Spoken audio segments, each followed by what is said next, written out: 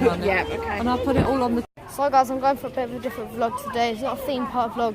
We're at Colchester Zoo, so not really gonna, there's no rides here, but I'm gonna like show you guys some of all the animals and that. I've never been here before, so I don't know what anything is. But I'll show you guys next where I go. I think we're going down to the orangutan and sea lions now. I've never been here before, so I still don't have a clue what anything is. Got some fish in there, guys. They are this. I can't really see. Pleco. No, is this the pleco? I don't know. No, guys, they're freshwater anglefish. These things. I don't know if you'll get picked up.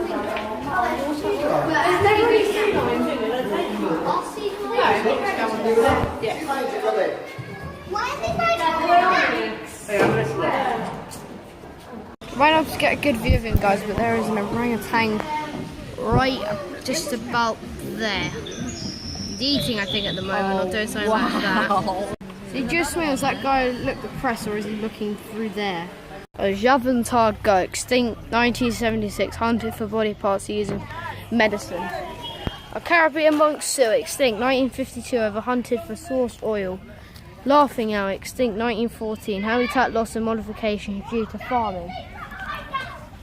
Tasmanian tiger, extinct 1936, government bounty hunting system to protect livestock. Golden toad, extinct 1989, global warming. Two lush wallaby, extinct 1924, habitat fragmentation due to land conversion by humans. A Stellar sea cow, extinct 1768, killed for meat and leather trade. Ainsworth salamander, extinct 1964, habitat loss from deforestation. Imposter hutia, extinct 1996, extinction following the arrival of European settlers. All those guys are quite shocking, to be honest. So guys, if you can't see me now, we are actually going into Penguin Shore. So I'll show you some penguins. There are some penguins there. Say hello to YouTube, penguin. Say hello to YouTube. We're going down a shortcut to the Inca Trail. I'm guessing this is something to do with Africa. Oh, the door. Oh. Door's right here. Door's right there.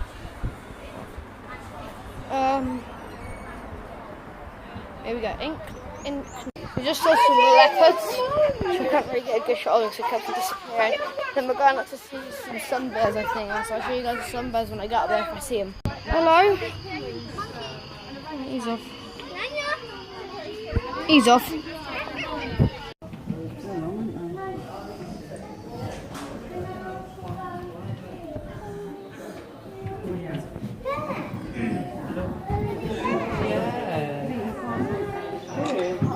He's got something green. Has it? You've got to get it out of the I could be a sunbear. Yeah, there's two. Yeah. Interesting fact here, guys. Some birds get their name from the golden crescent marking on their chest. There you go. We're in the cave of leopards. Not Tiger Rock, guys. You can see they're putting Lion Rock, not Tiger Rock, not Chessington. It's not me in both. He's having a scratch. Dog. See him running up the side.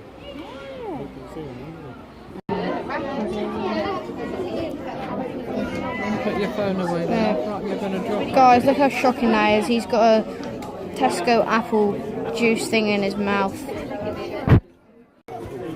Going for a meerkat's enclosure. Not meerkats, lemur. I cannot see any lemurs though. Just a bunch of wooden stuff.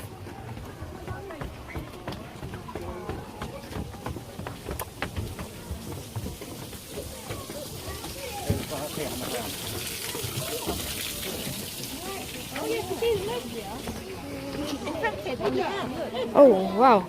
There's three of them. They're friendly, I hope. They are, but they get out of the way. Oh, there's one there. Hello. Hello. And there's right there. No, you can back off, mate. He came right about there to me. Oh, here we go.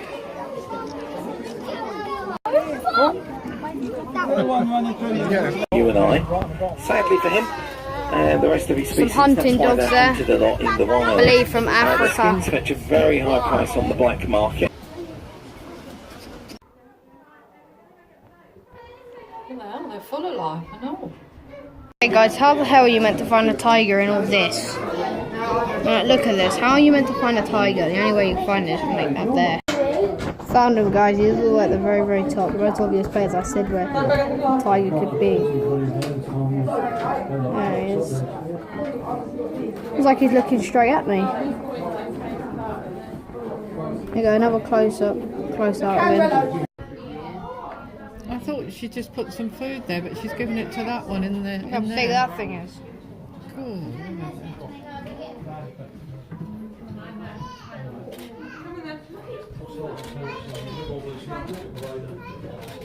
And he's getting a drink. Oh my god, guys, he's right there. That's the big one. Look at the size of that. Here it comes. Here it comes. I told you that was one. Oh my god. Look at that.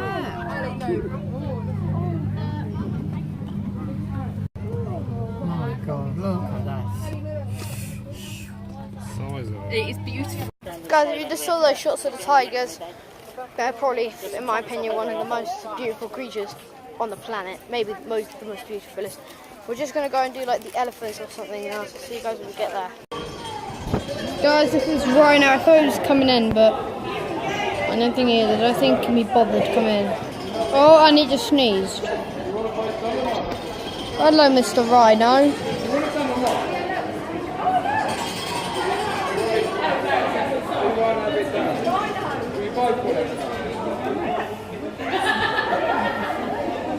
Look at the interesting colours on this guy. Orange. Off he goes through the sand. Monkeys, guys. That one, those two like trying to claw her out or something, I don't know. Guys, can you try and spot the pygmy hippo?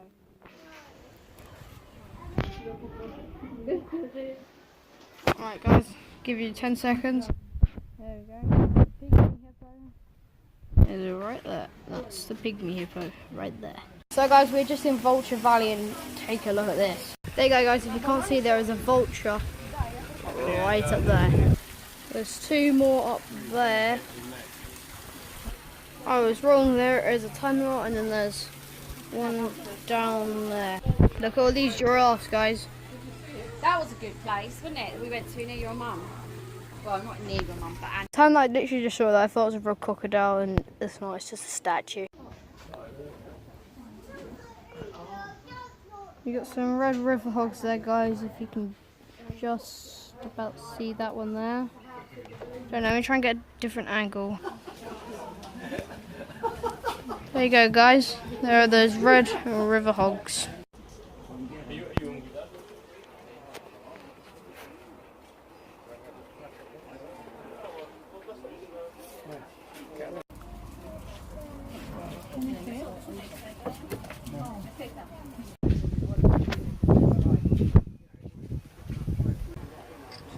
Both of them guys have literally just gone up there. Oh, tight on the phone.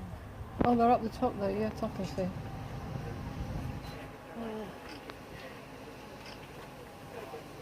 How elegant they are. Yeah. That's the closest one. If you take a look into the enclosure, you'll notice that we have just released our 3 spotted hyena. So I'll introduce you to our 3 individuals. They go by the names of Abu, Jaziri and Kavuli. So if you have a look at the hyena with her head in the pool, that's Kavuli. She's our youngest one. She's about 3 years old. Then just take a look to the right hand side, you'll see a boo over there with his head to the ground. He's 12 years old, and just over to the left there, that's Jaziri, and she's just over 5 years old. So actually Abu is the dad, and then on the left there, his 2 daughters. So we've got a lovely little family group here at the zoo. And what we've done for our hyenas this afternoon is we've done actually a little scatter feed of fish, so they really get a variety in their diet here at the zoo. And fish is occasionally part of it, so what they've had is fish chopped up into little bits, scattered all around the enclosure, and the idea is to get our hyenas out there using our sense of smell to try and find it, their eyesight as well, and just to get them really active for you guys this afternoon. So it's really lucky for you guys to actually see hyena here at the zoo today, especially spotted hyena, because they are the only ones here in the UK. Now, I'm actually about to tell you some really incredible facts about hyenas that you definitely didn't know before and that you probably will find really, really difficult to believe. So the first one is, yes, they are the only spotted hyena here in the UK. You're not going to see them anywhere else, not in any zoo or wildlife park. And the reason for that is because they're very difficult animals to manage. Now, when I say they're difficult animals to manage, that's because of their aggression levels. They're incredibly aggressive animals, more so aggressive than any other animal you're going to see here in the zoo today. And there's a very, very good reason for this. So the reason for this is because females have 4 times more testosterone than what the males do. Now, not just testosterone, they actually have a high level of estrogen as well. And actually, they live in big groups called clans. And within these clans, you can find anything from about 60 to 80 individuals. And actually, quite occasionally, it is recorded that you can find over 100 individuals within a hyena clan. Now, it is female dominated, some of you might be pleased to know. And the majority of the individuals within this group are females, so that's a lot of females in one group. You've only got a few males in the group, and they're just there for breeding. So having quite a high level of females in one clan means that there's a lot of aggression because they all have such high testosterone levels. Now, the catch is, because they have such a high level of testosterone, it actually means that females also have a penis and testicles as well. So what they have to do is they have to breed through this penis, and they have to give birth through it as well. So labour for a hyena can, be quite a casual 36 hours occasionally. So that makes them very, very unique indeed. Now also, while they're quite active out there this afternoon and eating their fish, try and have a really good chance to have a look at those jaws, because you're actually looking at the strongest jaws of any land animal within the animal kingdom.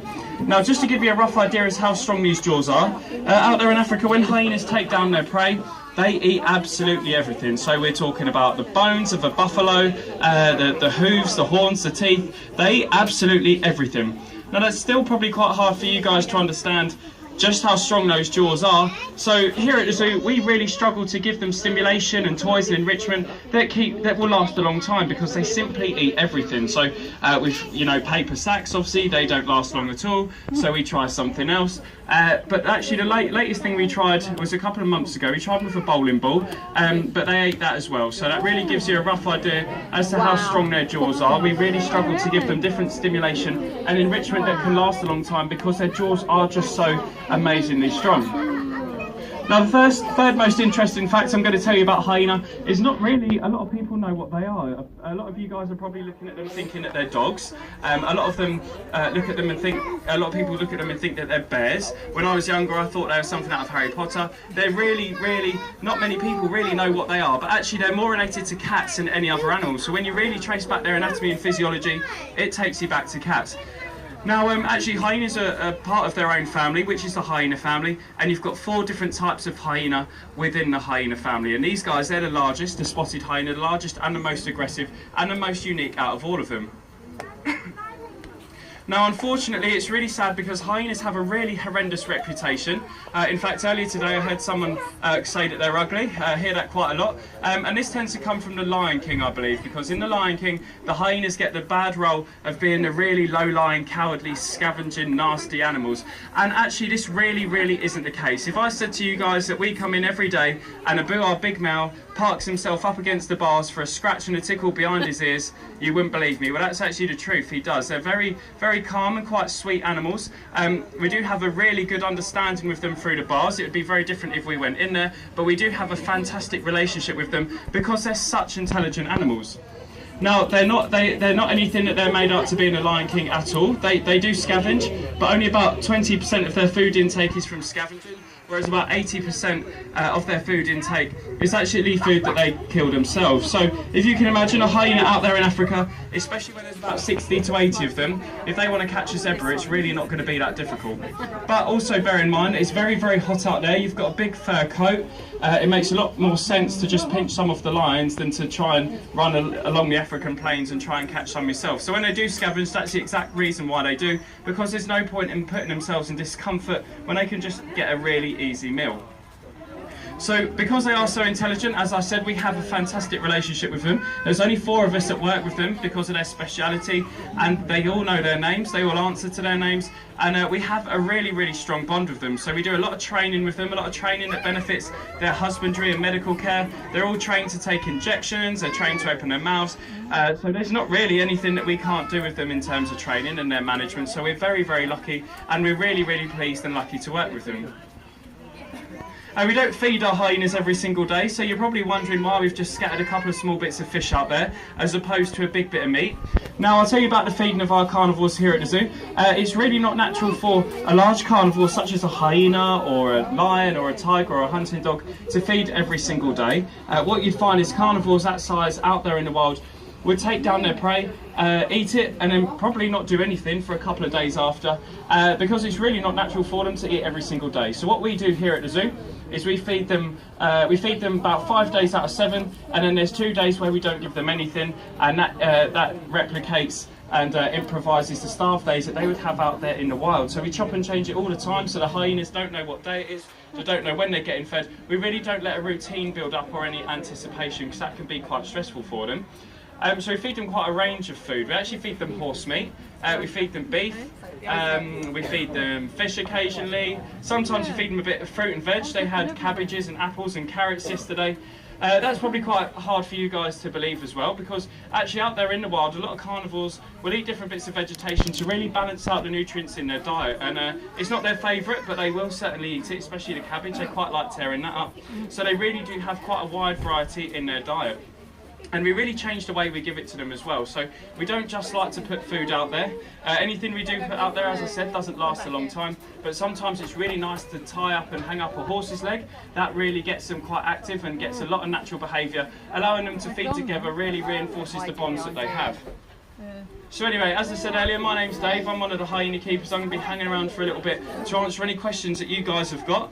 I've also got my Action for the Wild charity pot and stickers with me as well. Action for the Wild is our own private charity which is helping to preserve some of the most beautiful species that we house here at the zoo, trying to stabilise their populations and help them on the in the increase across the globe. So if you wish to donate today, feel free. We've got some really cool zoo stickers as well, and on the next encounter in the area is going to be our cheetah encounter, so feel free to join me for that. That's at 3:30, and on behalf of myself and the hyena, I hope you enjoy the rest of your day here at Colchester Zoo.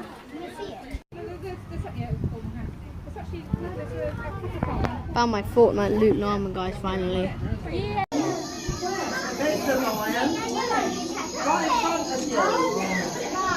Oh, look, my God, look. You're making my face all wet.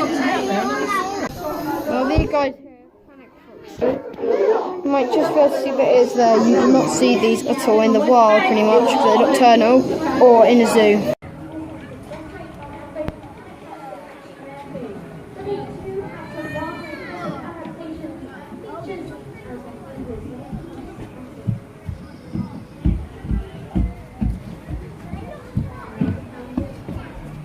Good old fighters there. Well, although guys are asleep, that one, or maybe those two up there, are always keeping a lookout to protect the meerkats. Right, now it's him. That, guys, there is, in my personal opinion, my favourite animal. It's a red panda. Just about see them there. Colour ain't really coming out too well on the camera.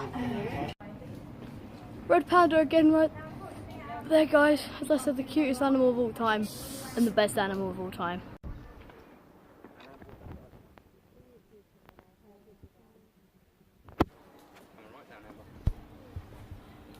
Stephen, God, he's missed it now. Let's study for him. Yeah, he's in front of him. Over there, guys, our shrimps are hugging. This guy's all alone. That guy looks like the top dog to me.